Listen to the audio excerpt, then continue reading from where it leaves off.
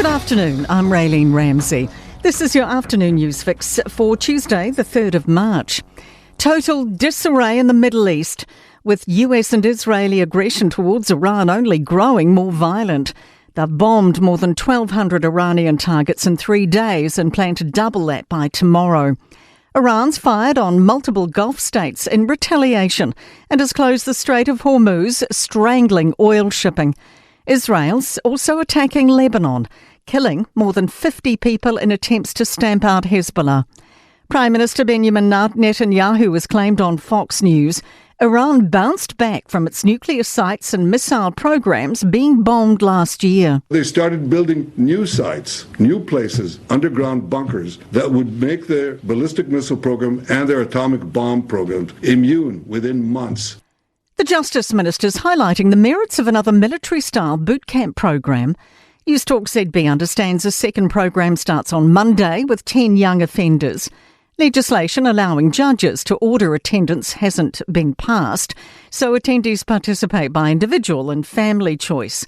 It's expected to have greater iwi input and more time in the youth justice facility than the pilot program. Paul Goldsmith says it's a tool to deal with serious offenders. We've got a range of options from a pat on the head, and we'll see you again next weekend, through to juvenile facilities, and this is another option. A former staffer at Hutt International Boys School has been sentenced to 12 months home detention for historical sex offending against children.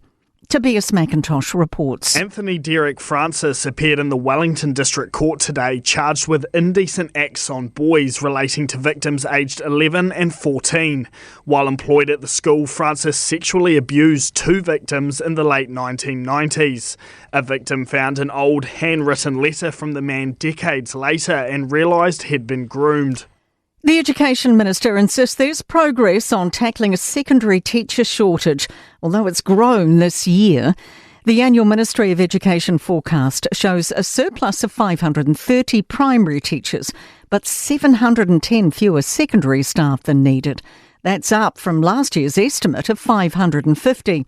Erica Stanford acknowledges there are specific subject shortages. But we don't have really good data on that just yet. I've been pushing the ministry that we can get that subject data. So I'm not concerned at this point because schools are very resourceful and they will use teachers in other areas.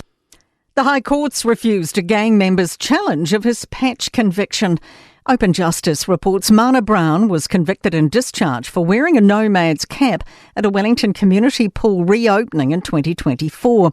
Brown argued it was unfair and he should have been discharged without conviction. Justice Christine Grice disagreed the offending was harmless and said past offending was also a factor. To sport, and the boss of New Zealand Rugby League is to stand down. Greg Peters has tendered his resignation as chief executive. A straight bat from Tony Brown to the topic of future roles with the All Blacks as the Springboks gather in Cape Town for their first alignment camp of the year. The Springboks attack coach and former All Black says he's not thinking beyond the 2027 World Cup.